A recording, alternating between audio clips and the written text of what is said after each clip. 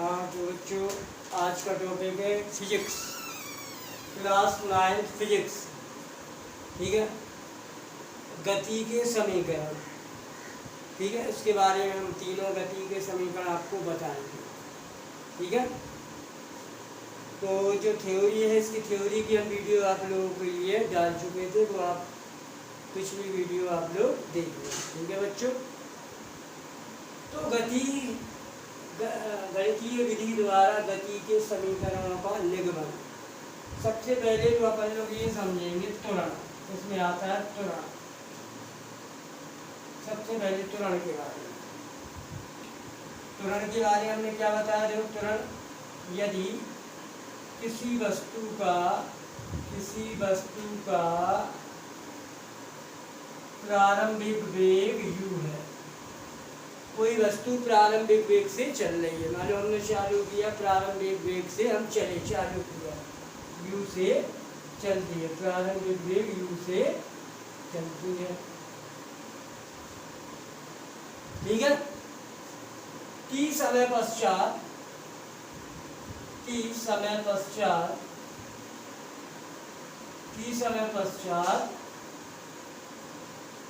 उसका वेग, t समय पश्चात उसका वेग उसमें कितना हो गया? v हो गया, v हो जाता है। t समय पश्चात उसका वेग क्या हो जाता है? v हो जाता है। मान लो उसने s दूरी तय की, s दूरी उसने क्या की? तय की। ठीक है, माना किसी वस्तु का प्रारंभिक वेग u से चलती है, t समय पश्चात उसका वेग कितना हो जाता है? v हो जाता है। ठीक है, t समय पर। तो त्वरण की परिभाषा क्या है? त्वरण की परिभाषा, त्वरण वेग परिवर्तन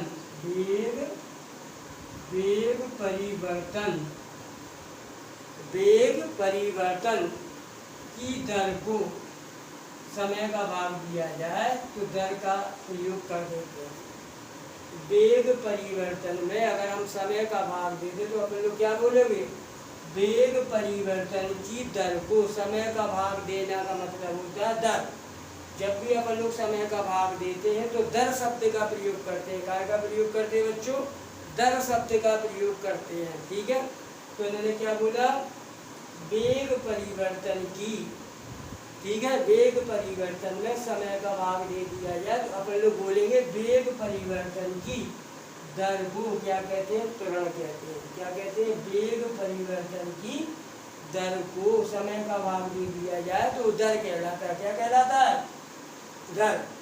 वेग परिवर्तन की दर को क्या कहते हैं? त्वरण कहते हैं। इसको ए से प्रदर्शित करते हैं। कहाँ से प्रदर्शित करते हैं? ए से। ठीक है, कहाँ से प्रदर्शित करते हैं? ए से। वेग परिवर्तन, देखो वेग पहले अंतिम वेग क्या है? v है, और प्रारंभिक वेग क्या है? u है। वेग में परिवर्तन हो गया, पहले वेग u था, t समय पश्चात वेग बढ़कर v हो गया, तो वेग में परिवर्तन क्या होगा? अंतिम वेग माइनस प्रारंभिक वेग, अंतिम वेग माइनस प्रारंभिक वेग। तो समय कैसे प्रदर्शित करते हैं? t से। ठीक है, तो त्वरण की परिभाषा क्या होगी बच्चों? वेग परिवर्तन में वेग परिवर्तन की समय दर को क्या कहते हैं? त्वरण कहते हैं। वेग परिवर्तन की समय दर को क्या कहते हैं? त्वरण कहते हैं। ठीक है, तो a बराबर होगा v minus u upon t। ठीक है, ये तो आ गई अपनी त्वरण की परिभाषा बच्चों, ये तो आ गई अपनी त्वरण की परिभाषा। ठीक है, अब हम क्या करेंगे बच्चों? अब हम त्रिक गुणा कर देंगे, त्रिक गुणा। तो v minus u is equal to t, तो v is equal to u plus t. इसका ट्रांसफर कर दिया, माइनस का है तो काय का हो गया? प्लस का। तो यही गति का कौन सा समीकरण कहलाता है? पहला समीकरण। यही गति का कौन सा समीकरण कहलाता है? पहला समीकरण कहलाता है। समझे? यही गति का पहला समीकरण कहलाता है। एक बार फिर सुन लो। मान लो किसी वस्तु ने प्रारंभिक वेग u से चलना प्रारंभ किया, t समय पश्चात उसने मान लो s दूरी तय की, t समय पश्चात उसने s दूरी तय की। मान लो उसका टी समय पश्चात उसका वेग भी हो गया, भी हो जाता है। तब त्वरण की परिभाषा कैसे दोगे बच्चों? त्वरण बराबर क्या हो जाएगा? वेग परिवर्तन की दर को क्या कहते हैं? त्वरण कहते हैं। वेग परिवर्तन का मतलब होता है अंतिम वेग माइनस प्रारंभिक वेग अपॉन समय मतलब टी। ठीक है, तो त्वरण की परिभाषा क्या होगी बच्चों? वेग परिवर्तन की दर को क्या कहते हैं? त्वरण कहते हैं। तो ए बराबर क्या होगा बच्चों? v minus u upon t. अब हम डायरेक्ट गुणा कर देंगे बच्चों, v minus u is equal to a t. U का ट्रांसफर कर दिया, ये माइनस के तो गाय के हो जाएंगे, प्लस के हो जाएंगे, तो v बराबर क्या आ जाएगा? u plus a T. Note कर लो इतना।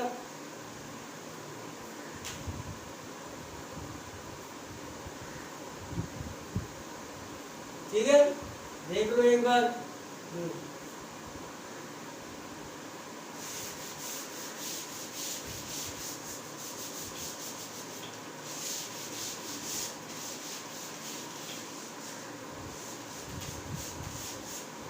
ठीक है, तो गति का पहला समीकरण क्या है बच्चों?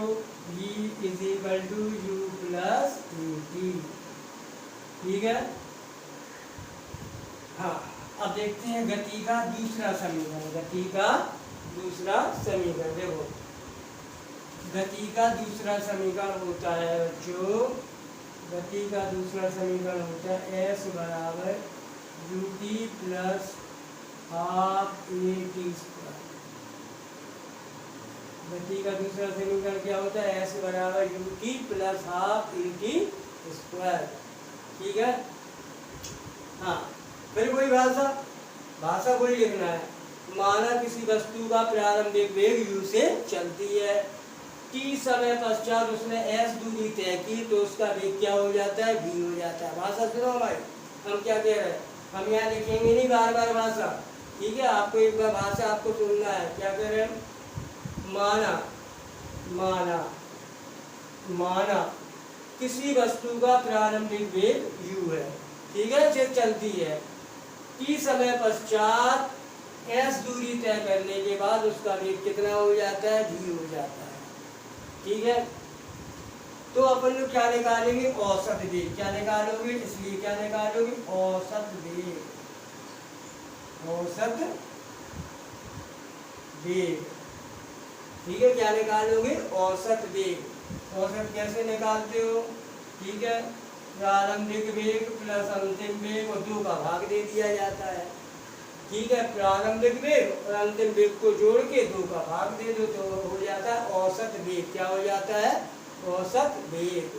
इसलिए t सेकंड में या t समय में चली गई दूरी, t समय में, t समय पश्चात भाषा लिखना है, पश्चात चली गई दूरी। ठीक है, इसलिए t समय पश्चात चली गई दूरी। दूरी बराबर क्या होता है? औसत वेग। दूरी बराबर 4 गुना समय मतलब औसत वेग। ठीक है, गुणा समय को कैसे प्रदर्शित करते हैं? t से। तो t समय पश्चात चली गई दूरी, ऐसे बराबर क्या होगा? औसत वेग गुणा समय। औसत वेग गुणा समय। ठीक है, ज्यादा टफ विधियों में मत फंसना। औसत वेग कैसे निकालोगे? u प्लस v अपॉन 2 गुणा कितना हो जाएगा? Into T. ठीक है, अब यहाँ पे आ जाओ जरा, यहाँ पे आ रहा। ठीक है, अब देखना s इज इक्वल टू 1/2। ठीक है, अच्छा ये देखना u प्लस v की वैल्यू कितनी है? देखो समीकरण नंबर 1 से v इज इक्वल टू कितना है? u plus a T. तो v की जगह क्या रख दोगे बच्चों?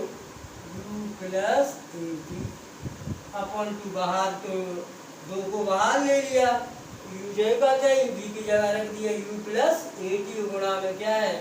गुणा में t एज इट इज है, यही का नहीं है। ठीक है, एस इज इक्वल टू 1/2। एक बार यू ये है, एक बार ये है, तो कितनी बार हो गया 2u, 2u 2 बार u हो गया, प्लस AT इंटू टी। ठीक है, अब हम क्या करेंगे बच्चों, अंदर मल्टीप्लाई कर देंगे 1/2 2ut। ठीक है, 2ut, टी का गुणा हो गया 2ut प्लस AT²। ठीक है, अब क्या करोगे बच्चों, 2 का इसमें भी भाग जाएगा और 2 का भाग इसमें भी जाएगा। ठीक है, 2 का भाग इसमें भी दे दो, 2 का भाग इसमें भी दे दो, क्योंकि बीच में क्या है, प्लस है, तो अलग अलग भाग चला जाएगा। तो एस बराबर क्या आ जाएगा बच्चों, 1/2, 2 का भाग इसमें दिया, 2 भाग दे के दिखा रहे हैं 2ut, 2ut अपॉन क्या आएगा 2, इसमें इसका भाग दो, AT²/2। ठीक है, तो s इज इक्वल 2 से 2 क्या हो गया, कैंसिल हो गया, 2 से 2, तो क्या बचा ut प्लस हाफ AT²। ठीक है बच्चों, एक बार फिर देखो, समझ में नहीं आया तो बच्चे एक बार फिर देखना है। ठीक है, समझना है। ठीक है, कुछ नहीं करना, अपन को ज़्यादा टेंशन नहीं लेना। कैसी भाषा लिखो, अपनी भाषा अपने मन से लिखा करो। ठीक है, माना किसी वस्तु का प्रारंभिक वेग u है, तो t समय पश्चात उसका वेग क्या हो जाता है, v हो जाता है। मान लो उसने s दूरी तय की। ठीक है, तुम क्या करोगे, पहले क्या निकालोगे, औसत वेग, दोनों को जोड़ दियो, 2 का भाग दे देना। ठीक है, अब t समय पश्चात चली गई दूरी, t समय पश्चात चली गई दूरी। ठीक है, अब s बराबर क्या होता है, औसत वेग गुणा समय, औसत वेग गुणा समय। औसत वेग कितना निकाला, u प्लस v/t।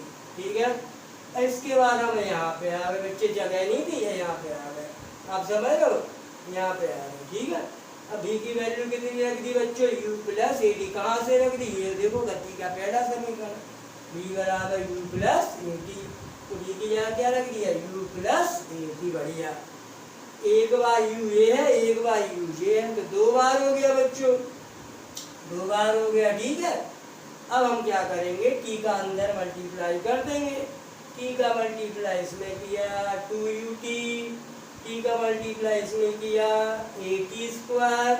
अब 2 का अंदर अलग अलग अपन लोग भाग दे देंगे। देखो कैसे दिया भाग, ध्यान से देखो, 2 का भाग इसमें भी और 2 का भाग इसमें भी, 2 से 2 क्या हो गया, कैंसिल हो गया, तो s बराबर क्या आ गया बच्चों, ut प्लस हाफ AT²। तो गति का दूसरा समीकरण क्या होता है बच्चों, ut प्लस हाफ AT²। ठीक है, देख लो एक बार,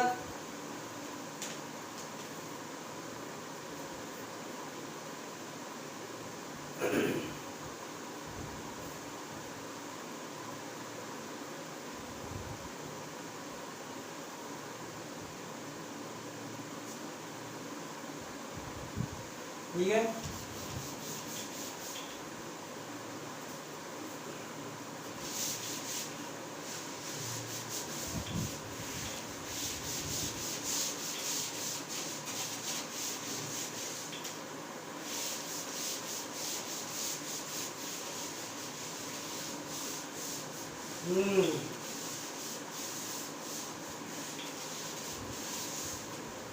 हाँ बच्चों, गति का तीसरा समीकरण क्या होता है बच्चों, v² = u² प्लस 2as।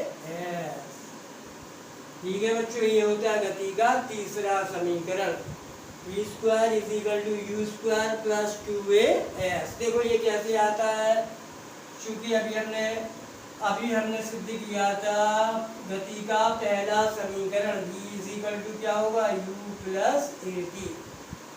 अभी हमने गति का पहला समीकरण सिद्ध किया था, v = u प्लस AT। तो अपन लोग क्या करेंगे, v = u प्लस AT, क्योंकि तृतीय समीकरण में हमें क्या चाहिए, v चाहिए, क्या चाहिए, v चाहिए तो v चाहिए, u चाहिए, a चाहिए। बेटे v इज इक्वल टू क्या होता है, u प्लस at गति का प्रथम समीकरण का प्रयोग करने पर हम क्या करेंगे, दोनों ओर वर्ग करने पर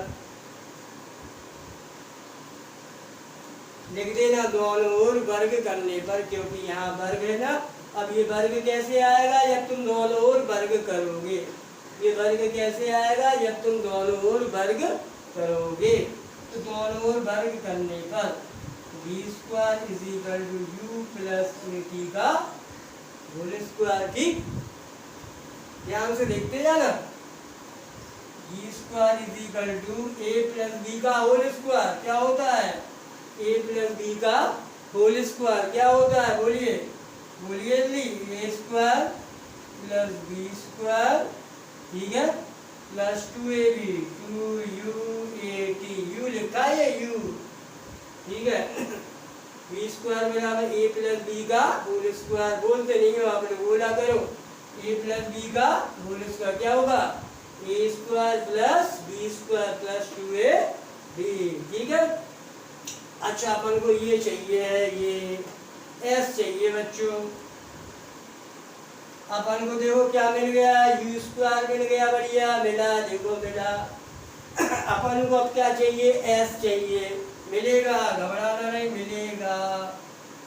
क्या कॉमन आ रहा बच्चों, 2a, इन दोनों में से 2a जानबूझकर कॉमन ले लो, इन दोनों में से 2a जानबूझकर कॉमन ले लो। ये है 2a, देखो 2a चाहिए ना, तो जानबूझकर 2a कॉमन ले लो। देखो हमने ले लिया बच्चों, 2a कॉमन ले लिया कि नहीं लिया, ले लिया, क्योंकि हमको चाहिए था, इसलिए 2a कॉमन ले लिया। कॉमन का मतलब होता है, कॉमन लेने का मतलब होता है भाग देना। क्या होता है, कॉमन लेने का मतलब होता है भाग देना, ठीक है। भैया हमने 2a कॉमन लिया, कॉमन का मतलब होता है भाग देना, भाग देना। तो 2a का देखो ये बच्चों यहाँ देखना 2a का भाग इसमें जाएगा, जो हम दे के बता रहे, आप लोग अभी इतना एक्सपर्ट नहीं होंगे, ठीक है, आप लोग इतने एक्सपर्ट नहीं होंगे, इसलिए हम दे के दिखा रहे भाग। देखो बच्चों, 2a का भाग इसमें भी देना पड़ेगा, और 2a का भाग इसमें भी देना पड़ेगा। लो, थोड़ी सी मेहनत करना, 2a का भाग, ठीक है। एक बार फिर सुन लो, कॉमन का मतलब होता है भाग देना, कॉमन का मतलब क्या होता है, भाग देना। दे दिया अलग अलग भाग, ठीक है। तो देखना, u² प्लस 2a से 2a, देखो 2 से 2 आप लोग ऐसे काटते थे, कक्षा 8 में ऐसे काटते, सर ऐसे ही बताते थे, ऐसे काट दो, है ना। क्या बचेगा, ut बचेगा, प्लस देखो बच्चों a से a कट गया, हाफ ऐसा लिख देते, हाफ, a से a कट गया, a बचा, b² बचा। बच्चों ध्यान से देखना, अभी देखो जादू होने वाला है, जादू देखो, ut प्लस हाफ at² को क्या लिख सकते हो, बताओ जल्दी ढूंढो जल्दी, कहा क्या लिख सकते हो, ut प्लस हाफ at² को जल्दी ढूंढो, क्या लिखोगे, ढूंढो, यही है कुछ, तो ये तो दिख रहा नहीं, दिख रहा, तो ut प्लस हाफ at² बराबर क्या है, s, क्या है, s। गति का तीसरा समीकरण दिया गया, क्या होता है, v² is equal to u² plus 2a।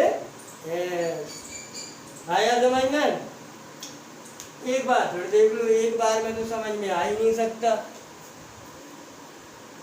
ठीक है, एक बार में तो समझ में बच्चों आ ही नहीं सकता। दोबारा देख लो, आप लोग वैसे बहुत चंचल होते हो, बदमाश होते हो, पढ़ाई के प्रति तो बहुत बदमाश होते ही हो, ठीक है, हर काम कर सकते हो, ये काम नहीं कर पाते हो। ध्यान से देख लो, गति का तीसरा समीकरण, चूंकि v बराबर क्या होता है, u plus at, v equal to क्या होता है बच्चों, u प्लस at। अब हमने बदमाशी क्या की, हम जानते हैं वी स्क्वायर बराबर क्या होता है, यू स्क्वायर प्लस 2a। हमें स्क्वायर चाहिए था, क्या चाहिए था, स्क्वायर। तो दोनों ओर हमने वर्ग कर दिया, दोनों ओर हमने क्या कर दिया, वर्ग। तो बेटे आप लोगों ने 8th क्लास तक सुना होगा a प्लस बी का होल स्क्वायर। बेटे A square plus B square plus 2ab, ये तो बनता है ना। 2a कॉमन ले लिया, 2a चाहिए था, 2a कॉमन ले लिया, देखो जबरदस्त। हमने जानबूझकर कॉमन लिया, आ नहीं रहा था कॉमन नहीं आ रहा था, हमने जानबूझकर 2a कॉमन लिया, जानबूझकर, क्योंकि चाहिए था। 2a कॉमन ले लिया, कॉमन का मतलब भाग देना होता है। 2a का भाग इसमें और 2a का भाग इसमें, इसको हमने पहले लिख दिया और इसको हमने बाद में लिख दिया। क्या बुराई है? अरे भाई 1 + 2 कितना होगा, 3 होगा, 2 + 1 भी कितना होगा, 3 होगा। कोई फर्क? कोई फर्क नहीं बच्चों। ठीक है, 2a का कॉमन ले लिया अपन ने, अलग अलग क्या दे दिया, भाग दे दिया। मजा आ गया, मजा आ गया कि नहीं आ गया? देखो ut plus half at square, ut plus half at square, देखो ये लिखा s, क्या लिख दिया, s। बढ़िया, टनाटन फॉर्मूला सिद्ध हो गया। तो v square is equal to u square plus 2a। तो गति के ये हो गए 3 समीकरण, v is equal to u plus at। दूसरा समीकरण क्या होता है, ut plus half at square.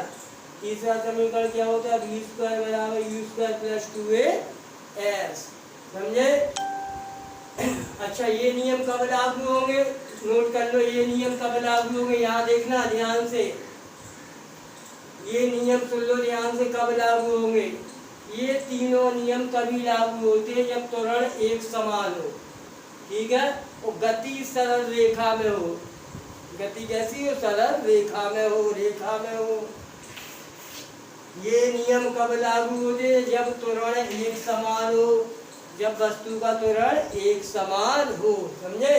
और गति कहाँ हो, सरल रेखा में हो, जमीन पर हो, हवा में नहीं, सरल रेखा में हो। ठीक है, अच्छा सुनना ध्यान से। यदि कोई वस्तु विराम अवस्था में चले तो u बराबर 0 रख देना। क्या रख देना, u बराबर 0। पॉइंट नोट करिए, ध्यान से पॉइंट नोट कर लेना है। जब कोई वस्तु विराम अवस्था से चले तो u बराबर क्या रख देना बच्चों, 0।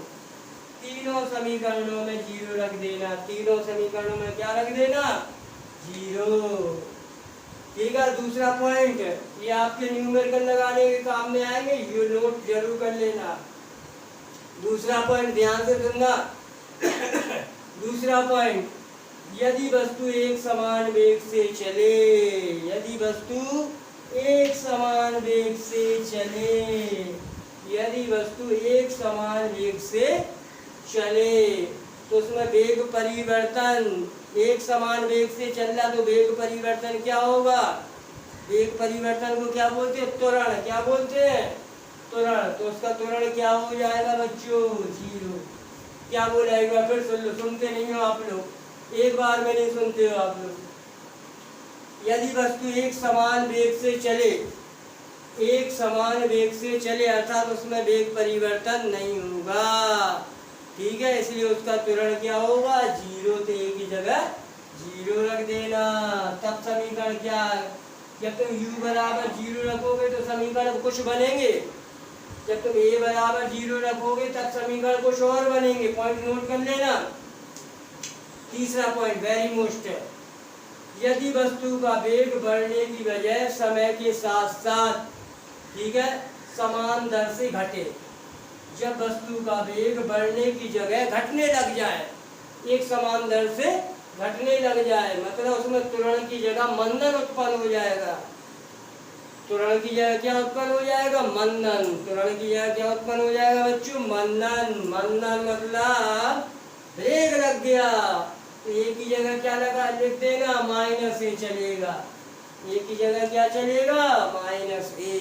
सब किताब में सब लिखा है, फिर भी हम बताने की कोशिश कर रहे हैं। ठीक है, किताबों में सब लिखा है।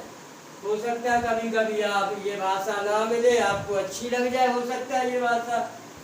ठीक है, तो हमने क्या बोला, थर्ड पॉइंट बहुत इंपॉर्टेंट है। थर्ड पॉइंट, यदि वस्तु का वेग बढ़ने की जगह समान दर से घटता है तो वस्तु में क्या उत्पन्न हो जाता है, मंदन की जगह, त्वरण की जगह मंदन उत्पन्न हो जाता है।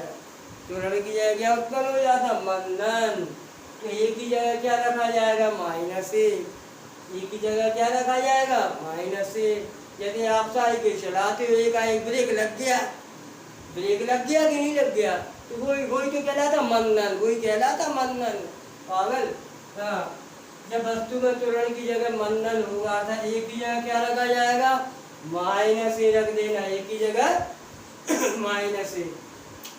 अब गतिमान वस्तु रुक गई, हम जा रहे हैं, हम खड़े हो गए, रुक गए तो अंतिम वेग क्या हो गया, यदि वस्तु रुक जाती है तो अंतिम वेग क्या होगा, 0।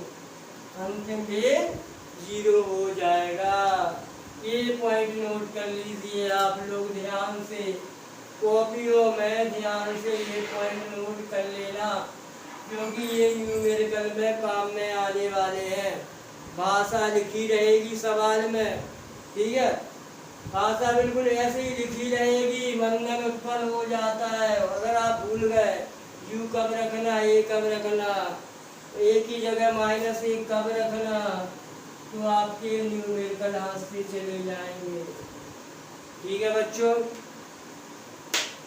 तो ध्यान से पढ़ा करो, ठीक है, मन से पढ़ा करो, पढ़ना है मन से पढ़ा करो। वीडियो देखे हुए तो पूरी देखना, आधी मत देखना तो पूरी देखना।